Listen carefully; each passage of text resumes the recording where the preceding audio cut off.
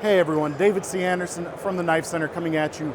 Blade Show 2022 from the Viper booth. We've got a couple of cool new things to check out.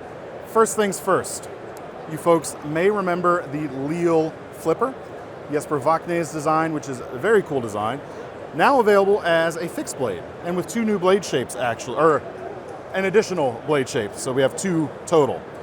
We have the Lille 1 and the Lille 2 right here.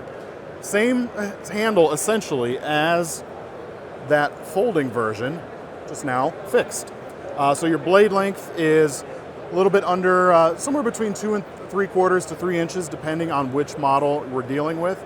L-Max steel on these. You've got the drop point kind of skinning style profile as one option, and the modified sheep's foot as the other option. Very nice. Got a couple of handle varieties for each of these as well.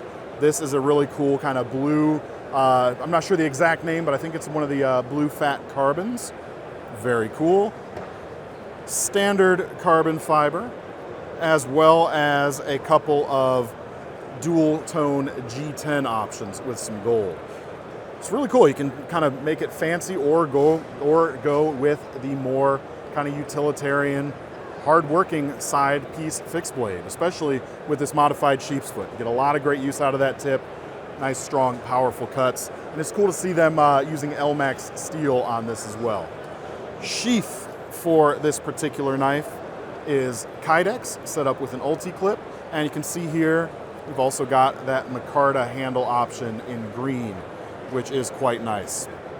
It's a really nice size handle, kind of a 3.5 finger grip. Holds nicely. On this blade shape at least, you're able to choke up a little bit thanks to that little section of jimping right there. And you've got even more space on the other blade shape for getting up close to the edge. Very cool. Next up, going with some slip joints. You guys may remember the Viper Turn, which is a really cool lockback model. They've essentially taken that same shape, scaled it down a little bit, and now we have the Twin, which is this slip joint knife right here. M390 steel on these. You've got a roughly 3-inch blade. Same kind of Bowie-esque style with that high flat grind. Pretty much full flat if you don't consider the swedge part of the height of the blade in this case. Handle materials. We've got this white G10, or almost, it's either G10 or a linen micarta. I'm not sure. We'll try and get a spec on that. Green canvas, and then a red or burgundy G10 and a gold dark matter fat carbon as well, which is quite excellent. Crown spine here at the front, which carries through the back spring, and you'll see some real nice details like the file work at the back end of the knife right there. Titanium bolsters with the inlays, of course. Very good action, very easy to open. You don't even really need the nail nick. There's plenty of real estate to just pinch with your fingers. Overall, very, very nice. All right, next up we have probably the real innovation this year. So let me pick up one that shows up a little better against my shirt here. This is called the Smart Automatic Safe Lock System, and they're debuting it on a new version of the Keeper, which is an excellent knife already.